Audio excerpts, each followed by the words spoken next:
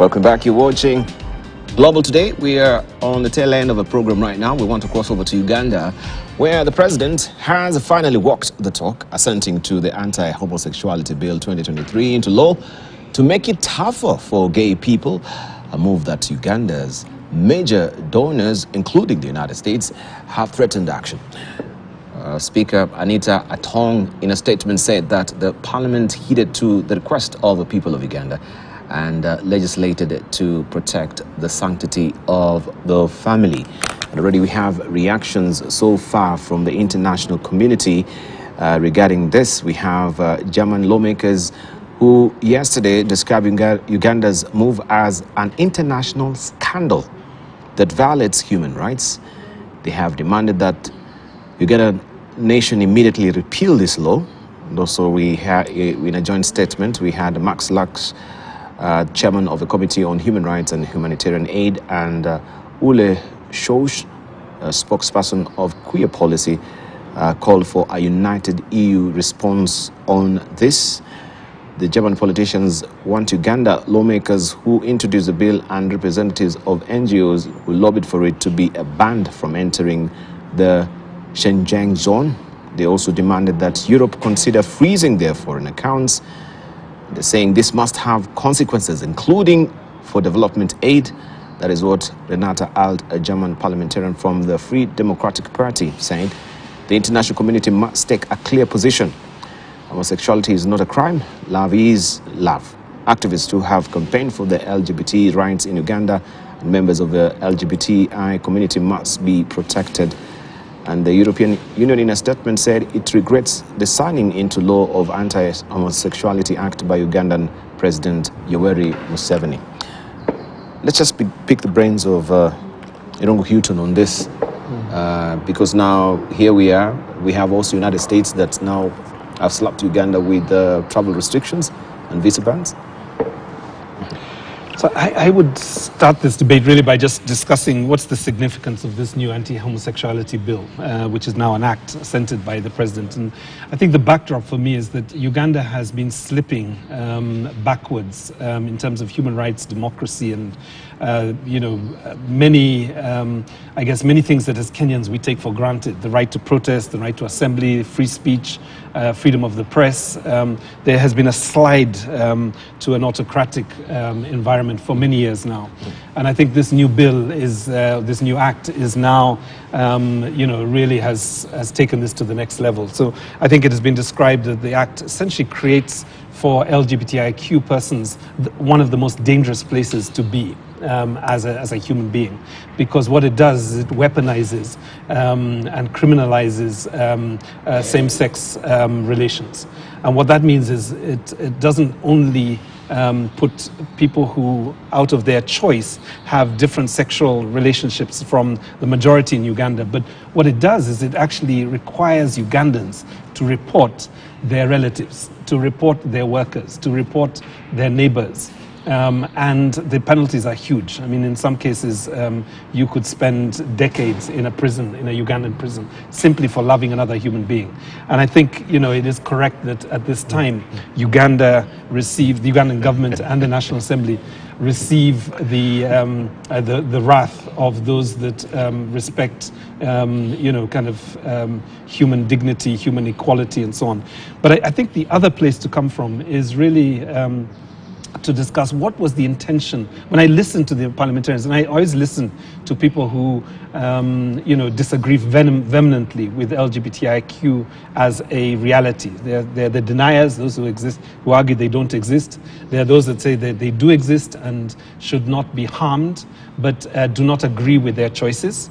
And there are those also who argue that as a result of their choices, they should be denied all services. So there's a range of hatred and concern out there. Mm-hmm. But I always listen to the arguments because I try and figure out what is it that people are worried about. And I think the argument around protecting families is a compelling argument. I think you raised earlier, Kagwanja, the point about Moranga men seeing families as liabilities, economic liabilities, that they would rather spend their money on commercial sex workers for a few minutes of fun rather than enter into a marriage with another Moranga woman, right?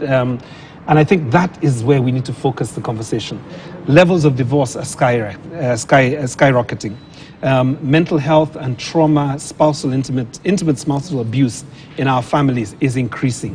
We've seen child rape and defilement, spiking. We have also seen teenage pregnancies, spiking. All these issues are legitimate issues, right? So I think for those people who come at this conversation from a protecting family perspective, we can only but agree that we need to focus. But I have a feeling that the things that we are worried about will not be dealt with by targeting a sexual minority.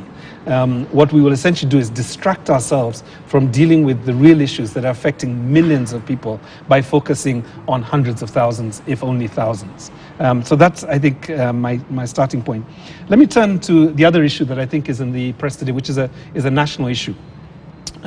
Which is the proposal by the... we will hang on. Will we come there? We will come there because Okay. I think we can just juxtapose that particular conversation with what is happening in Uganda. But my question would have been, you've talked about worldview, and we are looking also at the culture wars that now we are subjected to. If this is a worldview of the West, and Uganda... No, let me start by saying, because we it need is to not the uncouple... worldview. This is a denialist argument. There are gay people in Africa. They have been there from the time that we called this continent Africa. So to argue this is a Western concept is actually, you would fall into the category, politely, you would fall into the category of the deniers. But that denial, no, can I reply? No, just we're going sequentially, please. So after him is Dr. Kanenja. Again. No. So you finished your point. Yes, he's finished his point. Let's not counterpose the debate in terms of the West, because we will fall into the familiar. No, can you let him go? Only if you deny the existence of gay people in your family, in your relatives, can you and pass in the population. Just a moment, please. So do we call it... okay, let me just hear from Dr. Kanenja before I put on my question. Yeah, culture wars are always very interesting and not exactly, the kind of thing I enjoy, discussing, because they tend to turn emotional and they remove all rationality. It disappears. And as someone who focuses on national interest, a lot of times I want to put some moralities on the side. But isn't morality and national interest as well?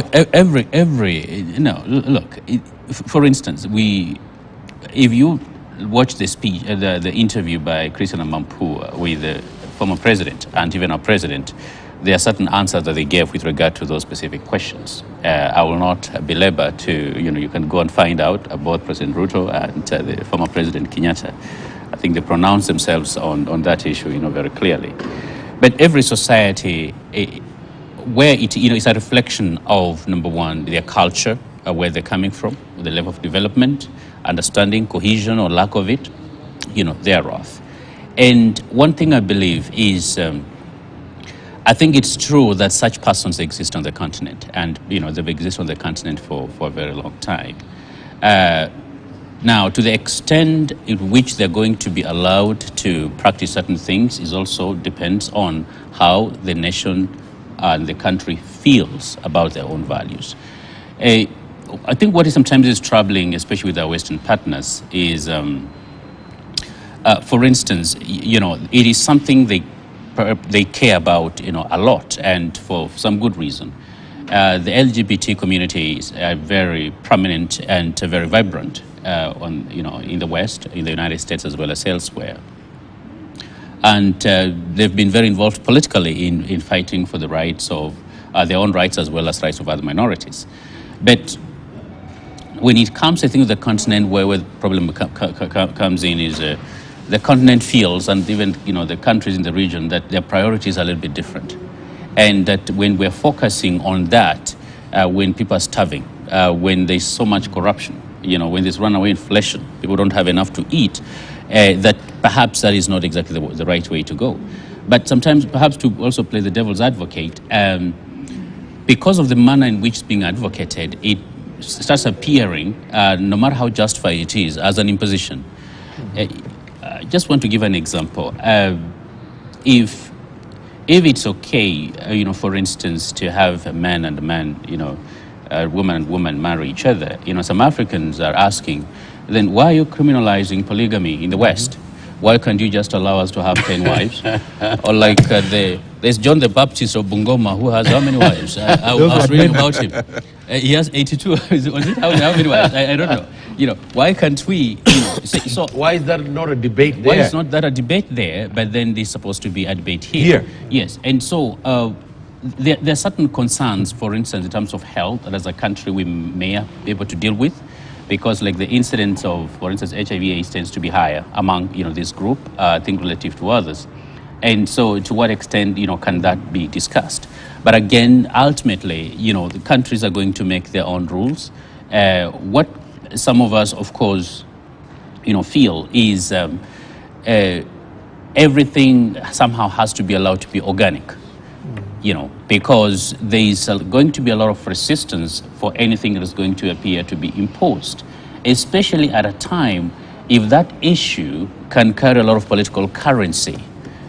Everything gets lost, and so we forget about all other issues that we're facing, and then we start focusing on actually this issue, and I don't think that is the direction we should be going. All right. It's very it's very interesting that we're debating Uganda now, because the story of the Uganda matters, from the Christian history, is about the position of homosexuality in the Christian tradition. The pages. These were boys who, in the monarchical world, there were very many ways of inculcating loyalty to the king, the Kabaka, the Pharaoh, or whoever it is, Asantehene, so on. And in Uganda, it was assumed that homosexuality was one of those, and therefore the missionary attack on what held the monarchy in Uganda together was basically to attack homosexuality, which was basically an exclusive right of the Kabaka. Now, ironically, now it's a free-for-all. That is the missionaries who are now telling Ugandans that this is what you should do, something they told them 100 years ago that you should not do it. So there is a cultural imperialism here, and it brings the Palestinian, scholar, God rest his soul in peace, Said. And cultural imperialism. Great man. Edward Said and his cultural imperialism was simply about how the West produces. And I don't know where Irongo is coming from when he says that this debate is not an imperialist debate. I mean, it is simply West trying to impose its hegemony on us. I have everything to respect if that is how the Western culture want to do it. Like, when I meet my Muslim friends, I'm having breakfast with my Muslim friends, there is something I make sure I don't do. I cannot order for pork. Whether it's sausage, bacon, or whatever. Out of respect. It's because for respect. And when I'm alone, it's my choices to do what I want to do according to my faith. Correct. But so therefore, the West should not invite us to their bedrooms. We don't want to know what they are doing in their bedrooms. So bedroom debates should not be made public debates. And the real issues here, and I don't want to cast cultural aspersions about whether it's right or wrong. I'm saying if it's your cultural preference, so be it.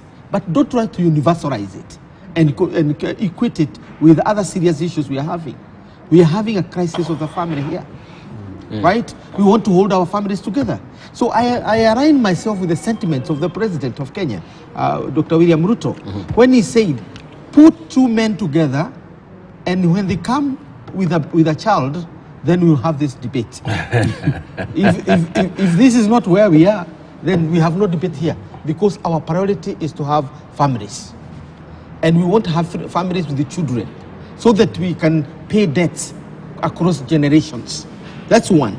The second thing is that some of the issues that we are focusing on in terms of the debate is misplacing major debates about our development. Correct. Our relationship with the West must not be defined by who we take to our bedrooms. We should be talking about development. And that's where they are losing it to China, India, Brazil, and others. And then they are claiming that we are aligning ourselves to Russia, to others. Because you're having irrelevant debates. The debates about bedrooms are not what we should define relations between civilizations. That the debate that African civilization should have with Western civilization is about who our partners are, or who our love, or our hearts should love. Bedroom civilization. The bedroom civilization is not what we want to hear. Debal. So this is a carrot and stick situation as it is now, slapping sanctions and also hold on. yeah, ban on About Winston Churchill in his book While England Slept said that dictators ride to and fro the tiger, and they better not dismount because the tiger is hungry. So Debal, we've been riding the tiger. We have aligned ourselves with the Americans and with the Europeans. We have aligned ourselves with President Ruto has abandoned the Chinese. You know that, Mr. Odinga was there complaining that the American ambassador had fixed the election, and that the reason it fixed the election is because they wanted to throw out the Chinese and that Kenya would look west. I'm beginning to suspect some substance to this argument, because I see Mr. Ruto in Paris, London, and in Washington, and he hasn't gone to Beijing. Beijing is coming. So I think that Mr. Kamai, learned senior, I agree with him. I've never agreed with him so much on this show, but I agree with him completely today. Now, if the liberals want to bleed, Pierre Trudeau used to say, let them bleed.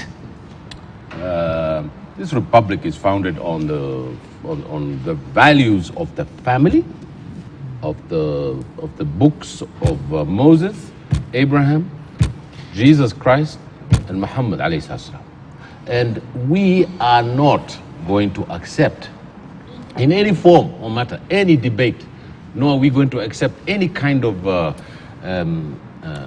any liberalism on this issue. I'm opposed to it in a fundamental way, and Vox Populi, Vox Dei. If our laws and our justice system and our administration of justice is about the overwhelming majority of the people and the direction they want to take, that is where we're going to take that direction. And we're not going to be lectured by these fellows over this issue. We oppose it by every fiber of our bone. And I think that we should not mince any words about this thing. You're either with it or you're not with it. And I'm not with it. So we have better things to do, the way this gentleman has said. We have no time for it. But now there's a contradiction, and I must bring it up because honesty is very important. We have something called the Constitution of the Republic of Kenya. Mm-hmm. And we cannot pick and choose as to who this Constitution protects. If we were in the Islamic Republic of Iran, well, we would, that's a different story. If we are in the Vatican, be a different story. But we're a secular republic. We are governed, or we believe we're governed by this constitution. And this constitution protects the citizen and his rights. Thank you. Now, I'm going to end with the last one, very important. But do you know what is above the constitution? God. It's our creator. And the constitution, Debal, comes from a guy called John Locke, Bentham, all these European Enlightenment thinkers, all the way down to my favorite one called Antonio Gramsci. At the end of the day, we the people, which is the first sentence, are going to decide, right, that the constitution is supreme. But under our laws of heaven, this constitution also cannot contradict the laws of heaven as well, even though we're a secular state. So I think that this issue is a non-issue for us. We have developmental issues to deal with. We have economic issues to deal with. Thank you. And we don't want this kind of cultural imperialism to invade our country and tell us, oh, we're going to cause not to deal with you because of this and that and that. This itself is an issue in the American Republic. The conservatives and the court and the United States, it was just in 1995 that Bill Clinton was talking about don't tell, don't ask. So this policy is also a controversy in the West. Let them not say. Are they taking sanctions against the Conservative Party in the United States or for Alabama because of its position on these issues? No. Why should they give a heartbreak to our old man in Kampala? By the way, I want to send my condolences to the president and the people of Uganda for the huge amount of soldiers that have been lost in Somalia. We will come to that. Thank you. Very sad thing. Thank you. I wanted just to circle back to what we also earlier discussed on the front page of the Star. And this issue now regarding family, the Kenya Human Rights Commission is coming up also with an intersex personal, just a moment, I just get it right here. The intersex bill that is bound to also affect the way we are going to have our schools and toilets, because they say the bill wants schools to introduce gender-neutral uniforms and toilets as well. And it is bringing back the issue of the debate that we had in the United States when we had the transgender, sort of big uprising of the bathroom bill. Now, if we have Irungu Houghton today, who is a man today, and he has an epiphany that he wants a gender reassignment because he's been caught up in this gender dysphoria, and now tomorrow he comes to this panel wearing a dress. How should we react to him? Which toilet will we let him go? And in our psychology or psychological makeup, we know him to be a man. And I think this is where we are with this particular, even when we talk about intersex, because intersex is sort of a deformity. I don't know how, well, I'm just lacking a better word. And now you have this particular bill that really comes to the fore, will be caught up and torn in between on how do we treat the intersex person when they're coming to a male's toilet or a women's toilet. So, and I know this was a big debate also in America with the bathroom bill as well. So I guess there are a couple of things we need to distinguish. But let me just start with the anti-imperialist narrative on this panel, and just to associate myself with anti-imperialism as a concept. Many of, including Kagwanja, will know my background in terms of Pan-Africanism. The push for family protection bills across the continent is not being led by Africans. It is actually being led and financed very heavily by US evangelicals under the auspices of the Family International. And you can Google them. They have a Wikipedia page and they have their own page. They are essentially financing a number of parliamentarians across the continent to sponsor these bills. And in that sense, they are bills that are being essentially culturally appropriated, if I can put it that way. So I think if we're going to condemn the cultural imposition, let us start with Family International on these issues. Let me turn now to. No, I'm just being factual. That's correct. It's true. And actually, I loved your analysis of the Uganda matters because it actually puts this in an interesting context for us. Let's turn to intersex persons. Intersex persons are not the same as transgender persons. Now, I have to say, as a male heterosexual man in my 50s with children, quite a few of them, and quite a few grandchildren also now, I have had to, I guess, to educate myself on the distinctions that are now being generated. But with respect to the people who are generating these distinctions, an intersex person is somebody who is born, naturally born, with two sexual organs. They have not appropriated them, they have not walked, they were not given to them in the maternity ward. They actually were born with two sexual organs. I don't know if we are going too deep into this for okay. For family. We're educating the public. For children that may be watching. But it's important that they realize that among them, there are children that have two sexual organs. A transgender person is somebody who, out of choice, chooses to take on the sexuality or the gender identity that they were not born with. Right? These are two different dynamics. I hope everybody is still following me out there in the world, much less my colleagues here. We are lost. I'm sure. Google is your friend, and if it fails, ChatGPT is an even closer relative. Let me turn to intersex persons, because this is actually a fascinating area in some ways. So about 4 or 5 years ago, the Kenya National Commission for Human Rights undertook a research based on a task force. And what they did was they looked into this situation for the Kenyan context. What they found was that there were a few thousand. They interviewed, several thousand people, and they found that there are a few thousand people who had 2 sexual organs, right? And these are not myths. This is not witchcraft. This is just a natural biological condition. So it is not abnormal. So they recommended an operation? No, let me come to it. So we have to get that under the census, for the first time in Kenyan history, we documented these persons alongside how many males and how many females we have in the country. Let me give you the figure. 1,524 intersex persons who are self-declared in the census exist in Kenya in 2019. Something like, I guess, let me just skip because I think it's too much of a history. Now, the experience of these persons is that they are denied identity documents.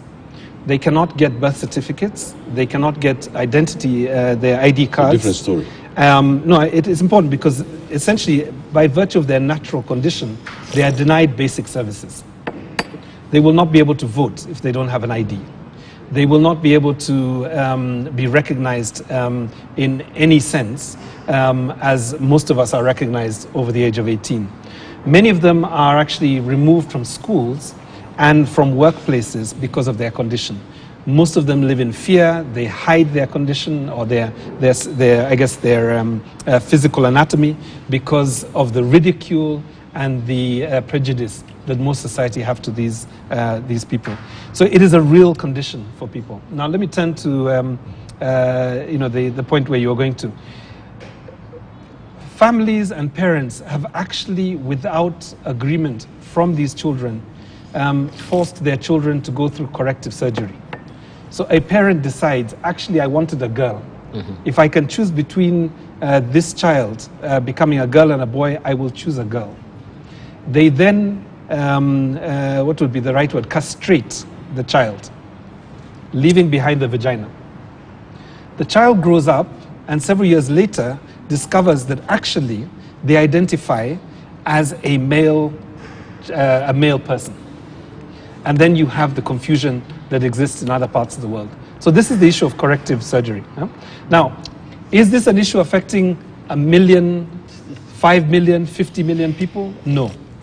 But as we became sensitive to the condition of albinos, and we now, most civilized Kenyans would argue that you do not execute, you do not ridicule, you do not deny services to an albino, we have to also recognize that there are certain communities that need a particular treatment.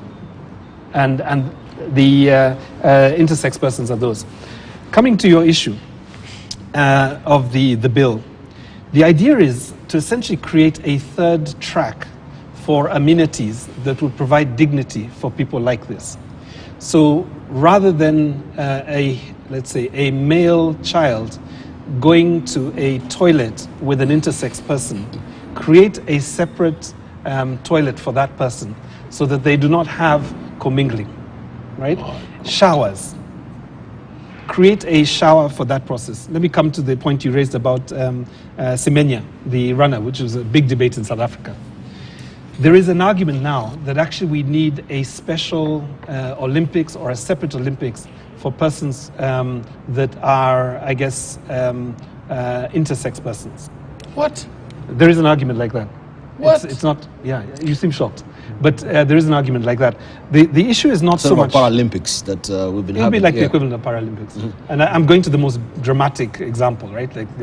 Because if you think about it, the number of people across the world. So globally, there is supposed to be 1.7% of all children are intersex.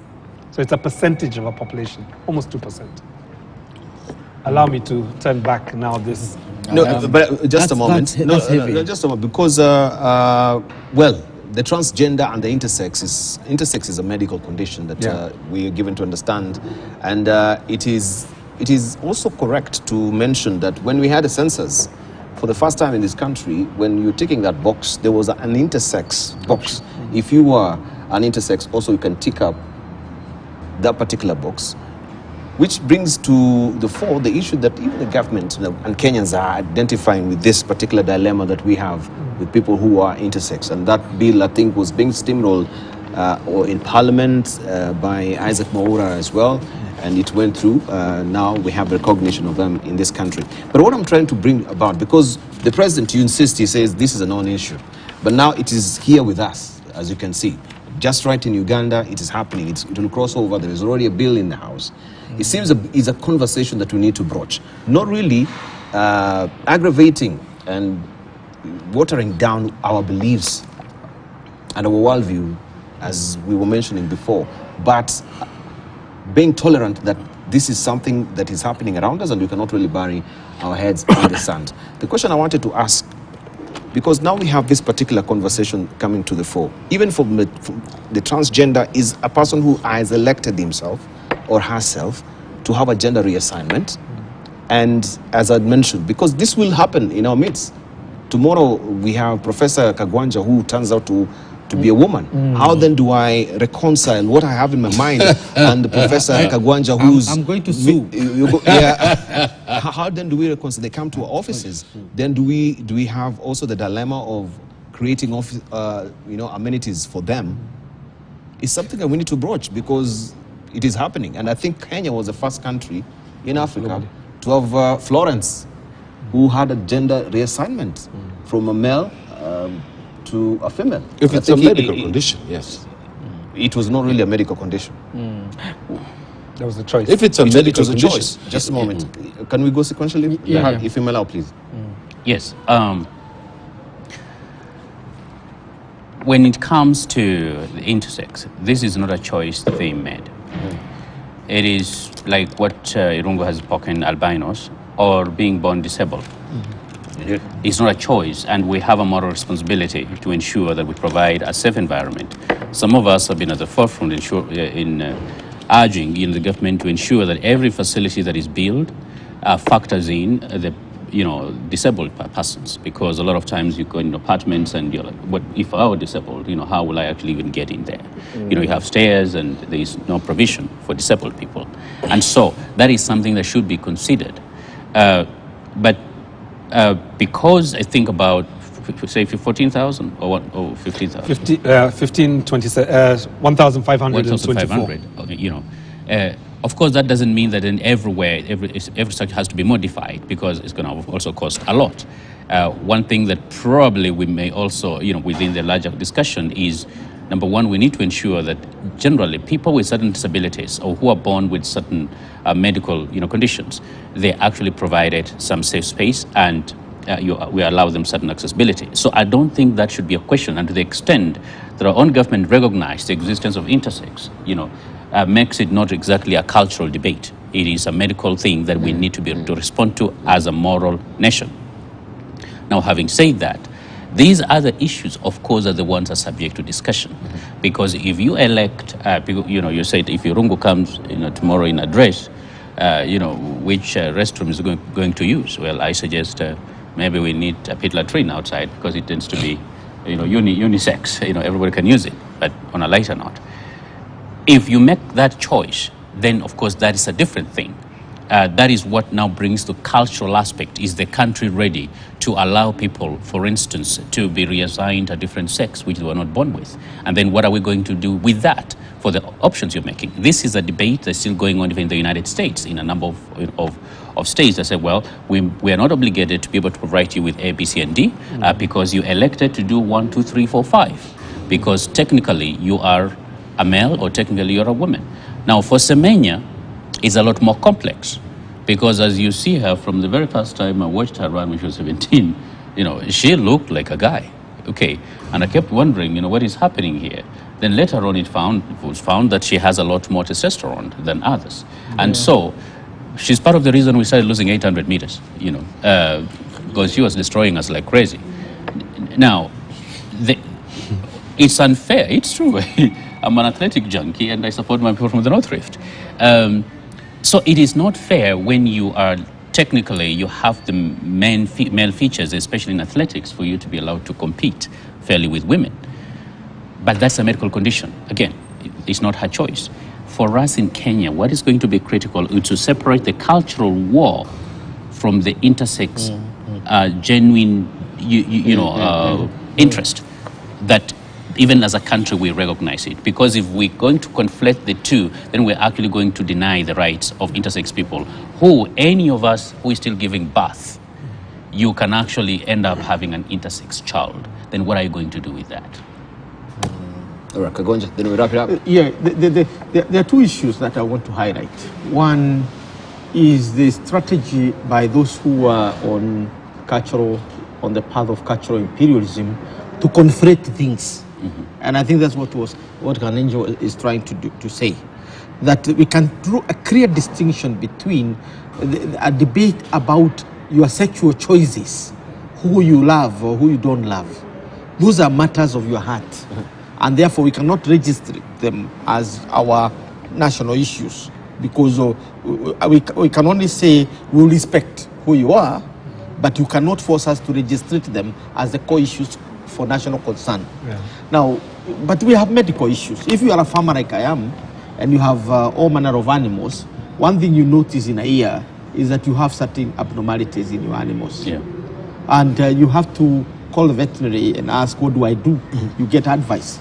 And you get the correct advice about how to deal with this. Not only these heterosexual, the bisexual things we're talking about, but even this, one cow has two heads, what do you do? Or has three, some of these things do happen. And these are medical conditions to which you can respond. Now, the same case with our children. You find one has a shorter leg, then one has... These are yours. You have to make a decision of how do you deal with this. And when it becomes ubiquitous, and let's not normalize things that are not normal. When they become ubiquitous or a lot, we make a registration. Let's be fair to our blind, those who have this kind of, challenges in life.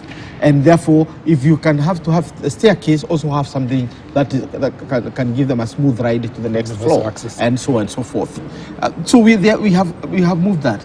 But the moment you now start interfering with our entire education system, again, you are misplacing serious debate.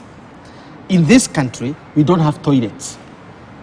Even those pit latrines we are talking about are a big issue now in our rural areas. Absolutely. Yes. Now, even having a toilet is a big issue in a primary school, in a secondary school. Absolutely. That's what we are fundraising. Absolutely. And now here, a whole commission paid for by the government, I guess, and you devote yourself to nonsense about whether this is.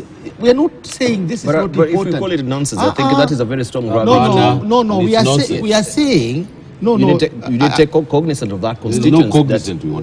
There's no constituency we're talking about. No, this is the intersex that we are actually... No, the intersex. Yes, that's what we're talking about. No, but we are saying we are dividing two things. The cultural and the choice, the cultural choice or the personal choice and a medical condition. And I said we are cognizant of the fact that something needs to be done about this. Right? The Semenya issue in South Africa was a big debate, but in Semenya's case, it was about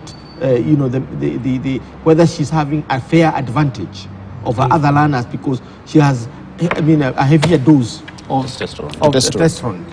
Now, the debate was she has the right to cut whatever because she's a woman, so live with it. And I think that was the right choice because she's a woman, that is what she is, and she does everything woman. It's only that she has that other thing. So in this particular case, what we are saying is simple. We cannot push the issue of these choices of love as public issues. That it's a public debate that we need to have on this. Not because we don't recognize this, but we deal with it from where it comes. If it is an imposition, a moral issue, we make our moral choices. If it's a medical issue, we make our medical choices. All right. So yes, I think we've exhausted that. But let me just say, I like a guy called Winston Churchill. The reason I like him is not because of his history or his politics, but I love the way he spoke and how he thought. So he said, I've taken more out of alcohol than alcohol has taken out of me. You get the gist of the thing. I think we should not take more out of this debate than we necessarily need to do, because the point of the matter is that 95% of the population of this country needs clean restrooms that they could use in their schools, in their institutions of church and mosque and all these other areas where people congregate. Of course, the point is taken about these issues of these medical conditions, and these things are like that's taken. But the bathroom, there's a men's bathroom and there's a women's bathroom. Thank you. And neither should the two be confused. But moving ahead, because if this is enacted into law, we will have issues to do on the choices that you make, where which uniform is neutral. No, which is a uniform which is neutral. What is a neutral uniform? Still my chance, because I spoke only 2 seconds. Trousers or dress? Sorry? No, it's Trousers or nonsense. dress? No, it's just nonsense to have a neutral. What neutral dress? That's what I'm asking. I mean, No, the boys have No, girls no. have skirts and the boys wear pants. Just a moment. Let's not just poo-poo the idea that is being put out here. I think we need to interrogate it so that we don't say it's nonsense, because this is what the parents will be grappling with. But isn't it self-evident? If we have what is a gender-neutral dress? That's what I'm asking. But are they gender-neutral people? Can we just have Irungu, then I'll have you, please. So I think, first of all, just say these are 21st century debates, right? Postmodernism. I'm sure our parents will be looking at us thinking, wait, this country of ours and this world has really moved in interesting directions. On the issue of toilets, it actually is not difficult to create toilets that are cubicles rather than urinals. I mean, if you think about the concept of a male toilet and a female toilet, actually doesn't make much sense, right? You can simply have toilets with doors, and I don't know whether Hashi is really partial to the urinal, but personally, I could do without the urinal. I could let the urinal go. Oh my. There are restaurants in Nairobi already that have done away with the urinal. I will not advertise them on this show because I think people may go there out of curiosity. But there are places where you just simply have cubicles. Our homes are already designed that way. Right? At least my home. Yeah, He's already postmodern. Let's look at this. Wait, let me just ask this question. Does anybody here have a hard toilet topics for people men don't want to and talk women about. in your home? But it's the reality that is But happening let's around look us. at this Surely. There are certain fundamental consideration for making certain choices than what we are giving premium to. In all our houses, and we are fathers and mothers of girls and boys, we only have one toilet. Correct. Right? Why do we need two toilets in public space? Because of security. Because a crazy man Can go and do funny things to somebody's Yes. daughter in the other room. That's a more Security trumps your security thinking. is the most I'm not important thing. suggesting toilets without Smart doors. No, guy. it's all about that. Two, I mean, in those kind of states, if you are on the male side of the toilet and there's a female on the other side, It's pathetic. in our family thing, you have the door you close. Yes. So let's look at the fundamentals. The fundamental here for public toilets, the fundamental considerations have are, debated this one, issue. you're disabled. Therefore, you need a toilet that you can use effectively. That's a different And story. it is also in the planes and everywhere. Two, that you are a male and a female, and therefore somebody will not take advantage of that secluded space to commit crime, right? Yes. So these are the issues of gender choices and all these. Yes. We're just and, discussing intersex, to be clear. No, we're done with that We are one. done Go with ahead. that. Okay, so the issue, because I was just reading, was it today in the dailies? I'm trying to look for that particular story of a head boy in Kitui. Yeah, that was really sad. Yeah, the head boy in Kitui who defilement, admitted now rape. of sodomizing a Form 1 student, and now he went to court Yeah. to make his own case and admitting that this really happened. And this is happening. It's a reality. We had a cabinet secretary, the late Magoha, who was saying now we should consider even having some of the students who are in the queer community day schooling. So if a whole cabinet secretary will really come up with such a But you're statement, collapsing a second. couple of things. yeah. So you're collapsing. No, I'm just saying generally child- where we are. Let me distinguish it a bit. So, as a nation, we have to be categorical that child defilement, and I don't even use that word much because it is actually rape, child rape is unacceptable, whether it is done by heterosexuals or by the LGBTIQ community. Statistically, there are more children raped, more girls defiled by male teachers, parents, and community members than the other way around, statistically. So if we can agree with that and just say that regardless of the sexual orientation, whoever is doing it, it is unacceptable. Then I think as a nation, we will not get distracted with this idea that the perpetrators of our children are all LGBTIQ. It is completely unstatistically borne out in reality. Thank you. We need to wind up. Let us just declare that. No, it's time to wind up. Right. We'll give you a chance. Today. I don't know why. We'll give you a chance. Dr. Kanenje. Since this is my closing statement, I would like again to speak on the recent attack in Somalia. We've not spoken to it. Again, my thoughts and prayers go out to the family of the soldiers, who are serving at ATMIS in Uganda. Yeah. But it's also a constant reminder of where we are as a region. I think in Kenya, we enjoy sometimes relative peace, that we forget the kind of threats that we're facing that are surrounding us. And so we should remain vigilant, because the enemy is still out there in the streets and still paying for blood. So our security is our collective responsibility, and we need to be able to play our part in ensuring that the government is able also to protect us. Even as we contemplate admitting, Somalia into the East African community, we also need to be aware of the dangers that we face as a country and as a region. Peter Kagwani. I was concerned about how much time we have spent on this issue, because somebody is winning somewhere.